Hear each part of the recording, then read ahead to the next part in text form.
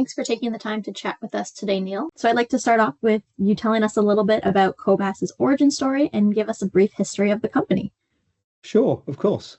So Kobas is a software as a service platform for hospitality management, point of sale through rotas, time and attendance, stock control, operational best practice, and much more.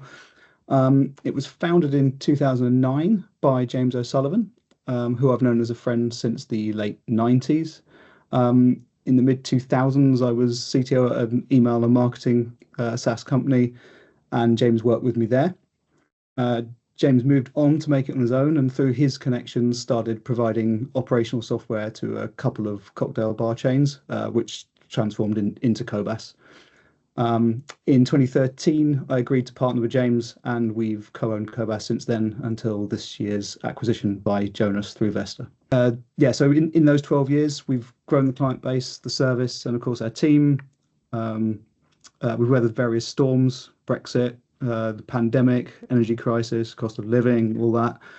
Despite all that, we've built a point of sale and hospitality management platform that people love. Awesome. I can see Kobas has definitely been through a lot, like you said, with weathering all those various storms. So, what about Kobas makes it unique to have weathered through all that and come out as a successful company? Yeah, so what makes us unique is we've always aimed to be a complete hospitality solution. So not just point of sale or stock or time and attendance, but all those things together under one roof, giving people a single log on and a single sort of ethos of using all those things. Over time, that has become a bit harder as modern hospitality has become a lot more technologically complex, but we remain a one-stop hub for running those businesses. Anyone who's tried to juggle multiple integrations knows that that can be quite hard, getting everything to talk to each other. And as Kobas provides so many of those services on a single platform, that all works together seamlessly. And I think our other advantage is that we've hired many staff directly from hospitality roles, particularly into our client-facing roles, and they give us like relevant expertise and that classic hospitality customer service ethos that isn't so common at a SaaS company. And in terms of weathering those storms, some things like, Brexit was a slow change in the industry, so that made us focus a bit more on our rotoring tools, giving better insight into labor costs, that kind of thing, just helping our clients sort of manage that. The pandemic, much more definite, like straight in with lockdowns, that kind of thing. So we pivoted to online ordering for home delivery, collection, order at table. It really sort of drove the roadmap in that way, which was vital because UK hospitality opened sort of in phases where you could only order from table, that kind of thing. And on top of that, we added what we believe to have been the UK's first multi-venue ordering system. So we have like food halls and stuff. We get a big bar and you get a bunch of independent traders around the edge serving different food types. And our platform lets a group of people like order from a bunch of different traders and their drinks all in one hit kind of thing, with a single payment. So that's been really good. And the energy crisis, again, just better margin analysis, better stock control, reduce wastage, just helping our clients really make their money work for them. That's great. Kobas obviously is a great company, which is why Jonas and Vesta decided to acquire. How did you guys end up discovering Vesta? Yeah, so James, our founder, met Richard Clancy, Vesta's CEO, at a hospitality exhibition in London, I think in 2016. He and James realized that they lived in a similar part of the world and they played a bit of golf, that sort of thing. I get the impression they gave each other an interesting window into each other's worlds. James obviously knew the hospitality space and Richard obviously knew the business space. So yeah, they seem to get on quite well. And so Vesta's something we've known about for quite a few years, so it's not new. And why did you guys end up deciding to sell to Jonas? And how did we end up comparing to other acquirers? Yeah, so James is a majority shareholder, so it was mainly his call, but I certainly had some sway in that.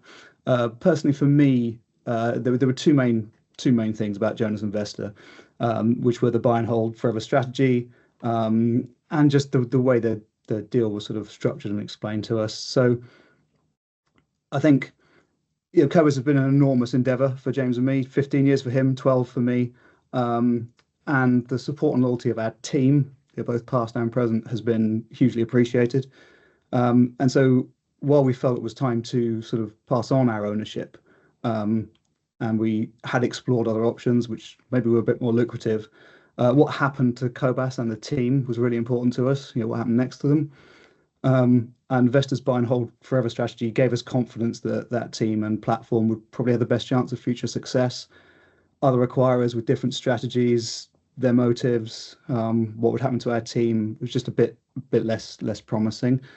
Um, the structured nature of the deal, executed by people for whom that kind of thing was routine, was reassuring. We'd not sold a business before. Jonas and Vesta buy a lot of businesses, so there's a very interesting dynamic there. Um, the valuation's obviously a part of it. It was clearly explained. The technicalities around the way the payments are structured, it was all quite new to us. It was all nice, sort of clearly laid out for us, which was nice. A business sale is always going to be a bit stressful. Like it's basically inevitable. I'm not pretending this wasn't, but it was kind of as straightforward and pragmatic as I think it possibly could have been. Whereas I just felt some of the other things we were exploring maybe just felt like they had more jeopardy for us and our team and our customers. You mentioned how you liked our buy and hold strategy, and that ties into something else I wanted to ask in regards to our Jonas differentiators. So at Jonas, we talk a lot about our ABCs model, which, like we said, you touched upon. We have autonomy, our decentralized operating model, our buy and hold forever strategy, which allows us to invest in the long term, as you discussed, and the culture of sharing best practices, which is learning from the Jonas or CSI family of software companies. Based on your experience, how have you seen these values in action? Yeah, so I did wonder how much autonomy we'd keep, if I'm honest. And we have seen some changes, but those I've seen have made sense. The senior staff have naturally seen quite a bit of change. James moved on straight away. I'm not hanging around forever. So some things are changing, but we have been allowed to maintain all the usual day-to-day processes that mean that the rest of our team's routine, below the senior staff, has been largely undisturbed. Like a good example is that Vesta got a standard set of employment terms, and we've been able to grandfather anything our existing team had over and above that has been grandfathered into their Vesta contracts. So that our team can still use the same tools they used before. We use things like Slack, HubSpot, Teams. There's no mandate to change any of that, which is really nice. Our internal meetings and structures are the same. And all this combines to mean our culture stays intact. And I think that's really important just for everyone, for our team and our clients. The buy and hold forever just leads to a longer term view, which is always my preference. No one's sort of desperate to implement change rapidly for any reason. We've got metrics and measurements now that we've not worked towards before. They're new to us, but where we're falling short, where we need to make improvements, there's no ask for a knee-jerk correction or anything. Instead we sit down, we talk through the way we work, we consider alternatives to meet these objectives and improve things. And this all, I guess, leads into that culture of sharing best practices, right? There's always advice available to help us with any challenges. And yeah, a general feeling that like we've got all this support now. So combine that with buy and hold forever, like in time, success should just be inevitable. Yeah, exactly. And what was Kobas's experience with Jonas post acquisition? I know you guys are still relatively new, but how's that experience been so far? Yeah, we're roughly a couple of months in now, which I guess is probably the period of biggest change. For me personally, there were a couple of like wholesome aspects of running Kobas that I didn't want to lose. And spoiler, I haven't. But first, like we've got clients all around the UK, and we're a full remote company. No central office, nothing like that. Distributed workforce. And that means our team get to live where they want and how they want. And it also works better for the company. Like it enables us to reach our clients more easily wherever they are. And I guess that means that also, we're a business, we make money, we pay our staff. That money's spent in local communities. Um, and that's just a nicer vibe than if we were all in London, all the money, we'd suck money out of the UK to London, we'd spend it there. That's not what happens. It gets spent in people's local regions where they want to live and work. And as Vesta lets Kobas keep its autonomy, Kobas remains a remote first business, and I'm just pleased to see that still happening. Um, Second, I guess I've always been mindful of our ability to provide a positive career step for like bright, ambitious, talented people with a passion for hospitality. I think lots of brilliant people just naturally start their careers in hospitality. It's like a go-to job when you start out, and a lot of employers might see hospitality jobs as just like a holding position before someone really starts their career.